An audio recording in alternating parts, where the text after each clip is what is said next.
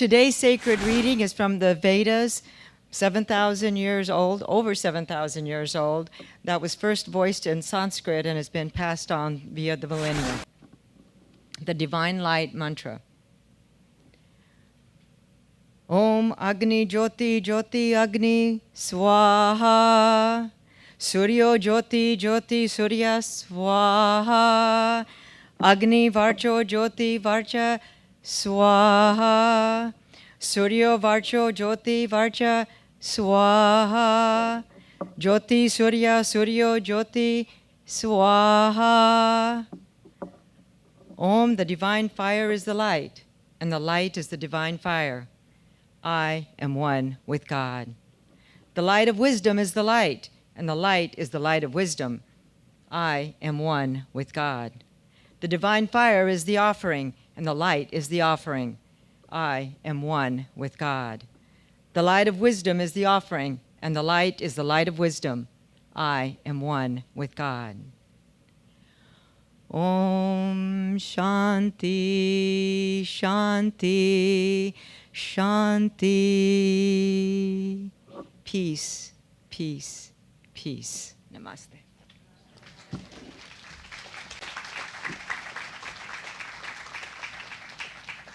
Thank you so much. That was beautiful. Let us prepare ourselves. If you put your hand over your eyes, I open my eyes to see the spiritual truth today. And now over your ears, I open my ears to hear the spiritual truth today. Now can you put your hand over your heart and just extend out your arms? I open my heart to receive the spiritual truth today. The spiritual truth that I'm working with today is that you are the light the world is waiting for.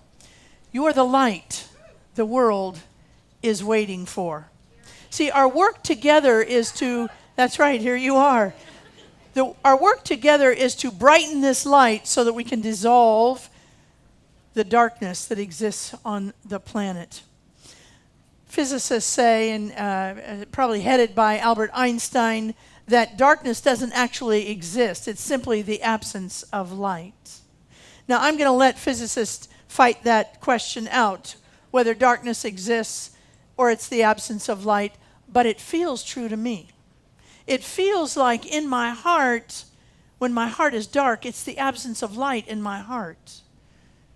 In my thoughts, when it's dark, it's the absence of light that makes it dark. In my relationships, when they are dark, it's the absence of light in my relationships.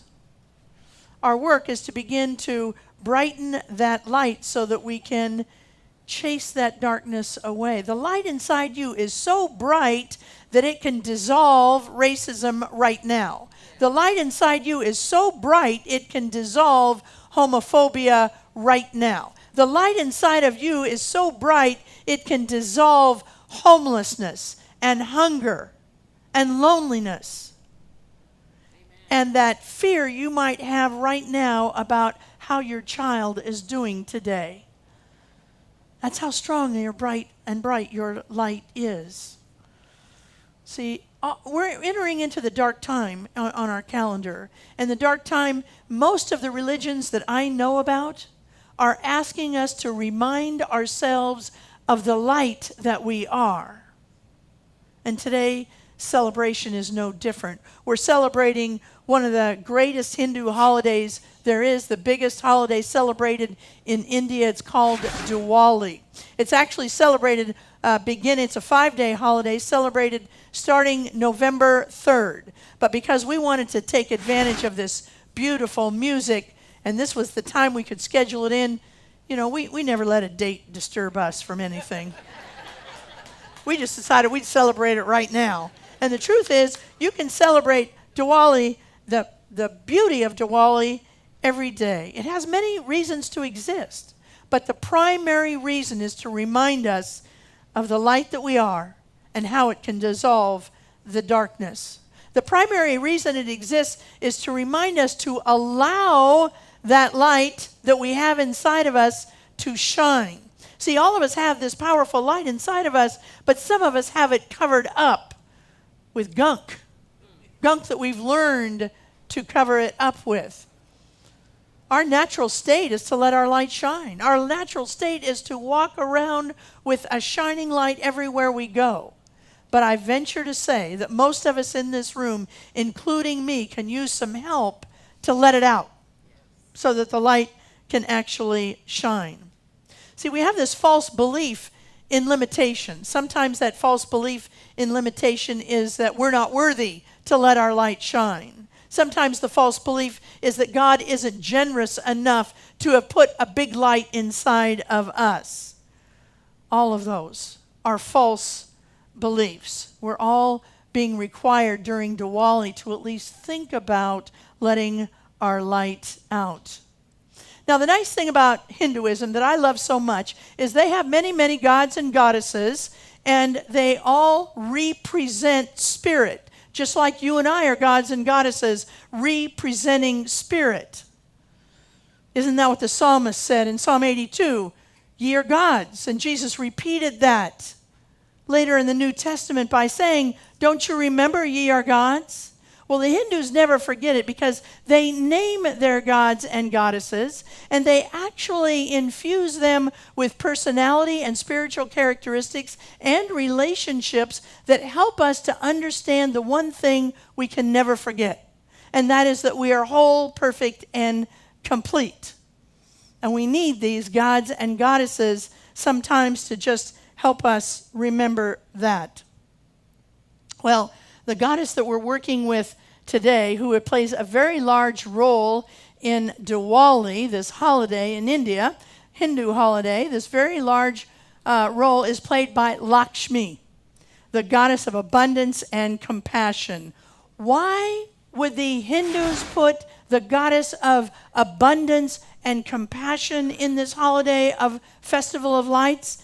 Because people who are abundant have a much easier time letting their light shine. People who are abundant feel freer and their light simply just shine. People who are abundant are less worried about circumstances, and it's easier to allow their light to shine. And so we look to Lakshmi to help us with that. Now, when I talk about abundance, I'm not only talking about money. I am talking about money, but I'm also talking about abundance in compassion, abundance in love, abundance in adventure, abundance in creativity. Lakshmi wants us to know that abundance can happen all through the experiences and the characteristics that we want to walk with in our life.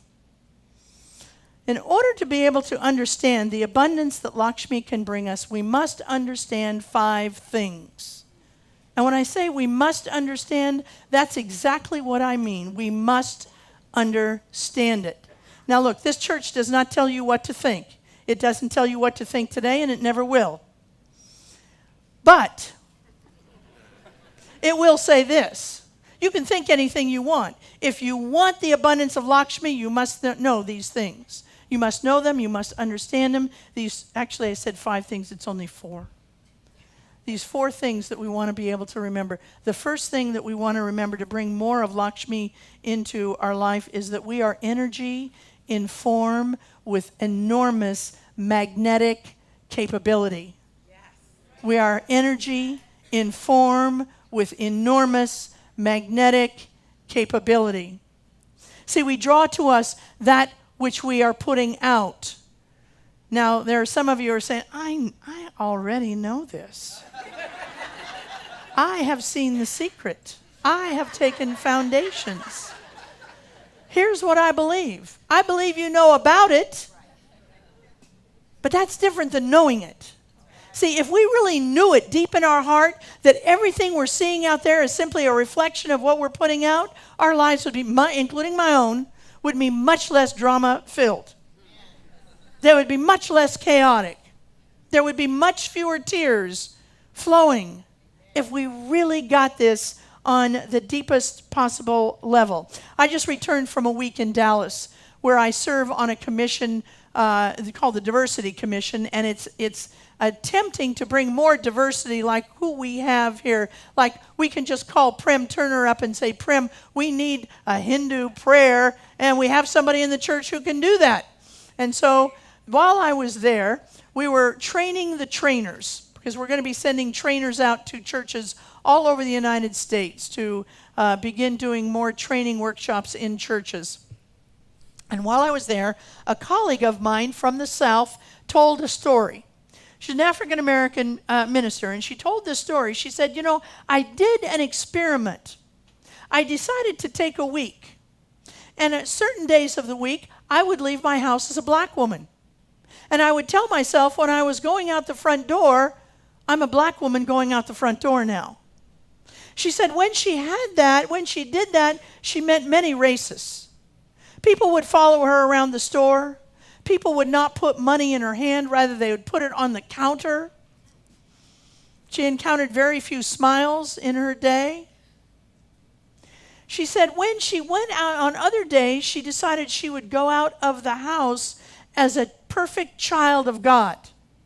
And when she went out of the house as a perfect child of God, she had a much different experience. People smiled at her. The clerks put money in her hand instead of on the counter. She had a much different experience. Now, she said, it's quite probable that people were still following me around the store, but I couldn't see them. She decided what kind of a day she wanted, and she designed it to happen. Now, this is powerful medicine, and I really grappled with whether I should share it with you or not, because we do not want to misunderstand this experiment.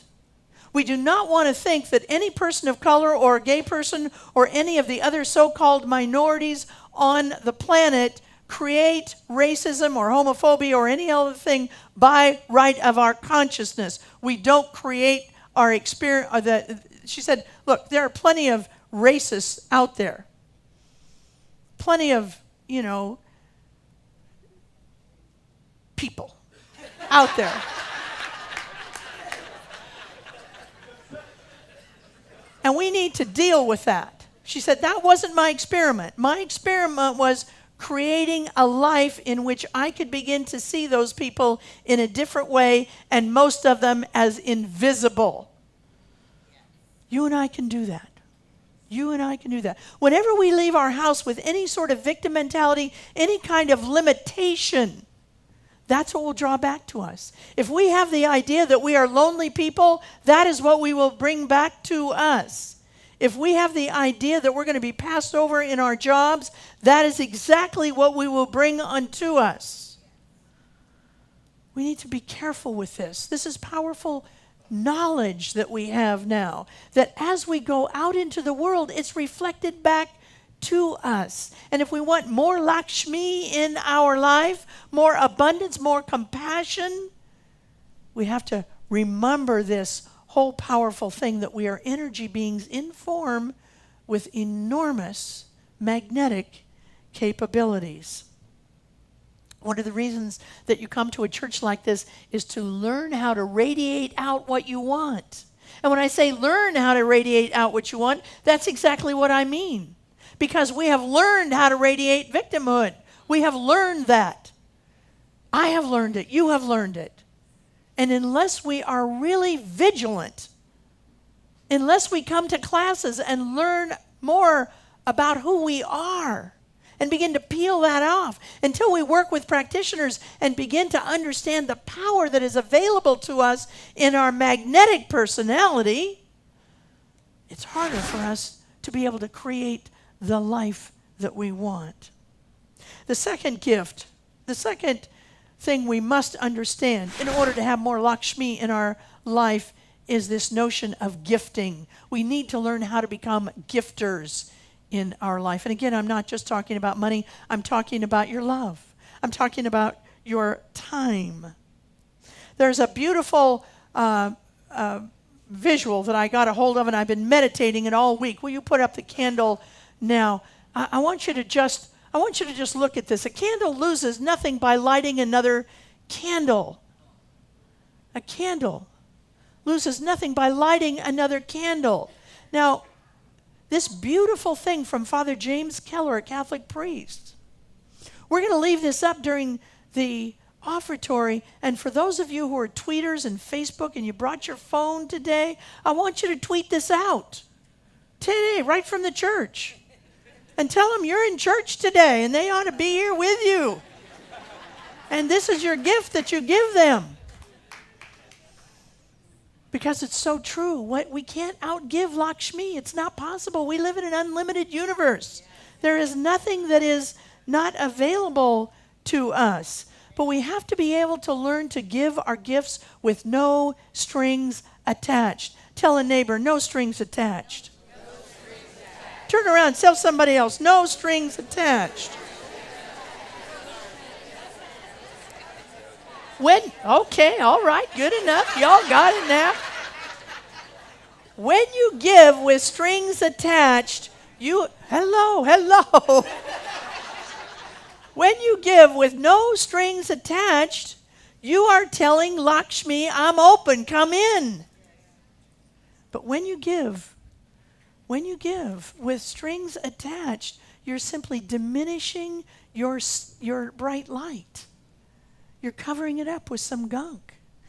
I invite you to celebrate Diwali by this simple spiritual practice. Next time you give a gift, stop and ask yourselves, do I have any strings attached to this gift? Because half the time we give a gift with string attached, we don't even know it.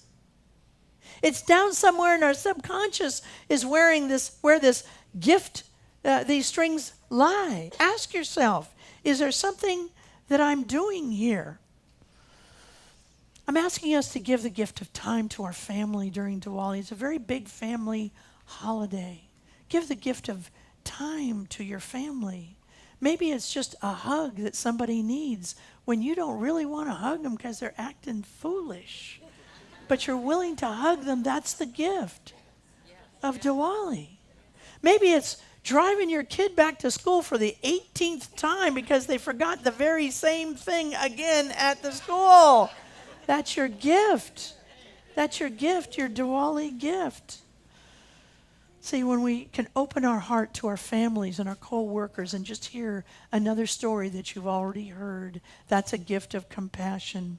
If you want more compassion in your life, give the gift of compassion. If you want more ability to have strong connection with people, make strong connections with people. That's the gifting we want you to do.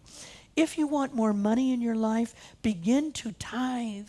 Begin to give in a tithing way with an open heart with no strings attached. It's a learned behavior, but you can begin to learn. Yes. Somebody said to me, well, I'm not going to give until I can give with no strings attached. No, baby. Come on, we want your money with your strings, because see, they don't affect me a bit. So you have all the expectations you want to have. But if you want to have money returned to you, learn how to give it with no strings attached. The third thing that we must understand, to have more Lakshmi in our life is to reduce the clutter in your life. Clean your stuff out. A big part of the Diwali holiday is for families to clean their homes so that when when Lakshmi visits, she has room to move freely. We want to begin to remove the clutter. You don't have to take your whole house. Don't think about I'm going to clean my whole house. Don't do that. Just take one little area. Maybe it's your patio. Maybe it's your closet. Maybe it's one drawer in your kitchen. Make that be the signal to the universe that you open for Diwali to come and visit with more abundance and more compassion in your life. The last thing that we must understand is the spiritual practice of forgiveness. On the 5th day of Diwali, sisters invite brothers to their homes. And when I was preparing the sermon, I was going to increase it to be everybody, just the forgiveness of everybody in your life. But I'm going to bring it back down to Diwali's intention, which is simply to your blood family.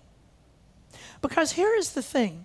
A lot of us have created families of choice, and I support that. because our families didn't feel safe to us. And so we've created these families of choice and kind of left our families of origin over there. I want to ask you to honor Diwali by doing one thing, and that is think about your blood family. Think about them and ask yourself, is it time for me to extend myself out in forgiveness? Now, quite possibly, and I know some of you have had slights with family members, and some of you have had downright painful experiences with family members. So I'm not asking you to just run out and do this. I'm asking you to take a look at it with spiritual eyes, to see if perhaps it's not time. You know, you have changed over the last year, over the last 5 years, over the last 10 years. Might they have changed as well? Is there a niece or a nephew who could benefit from your light right now, but you are in rift because of a sister or a brother who has slighted you? I invite you to take this occasion of Diwali, the spiritual practice of the Hindus of inviting relatives into the home, to take a look at this. And if when you take a look at it, you say, no, the boundary must be in place, I support that. I'm only asking you now to look to see if maybe this Sunday of Diwali, isn't a time you can look at it with spiritual eyes. So let's take this powerful spiritual holiday into our heart. I invite you to Google it more. Learn more about Lakshmi. She has a powerful relationship with her husband, Lord Vishnu. Powerful stuff. Find out more. But for now, let's take this message into prayer. So if you just go within and know that we are in the heart and the mind and the glory of God, all that is good is with us right now. There is no place where God is not. There is no situation in your life where God is not fully present. There is no person in your life where God is not fully present. I simply welcome that into my consciousness. I give thanks. I release His word into the law, and together we say, and so it is.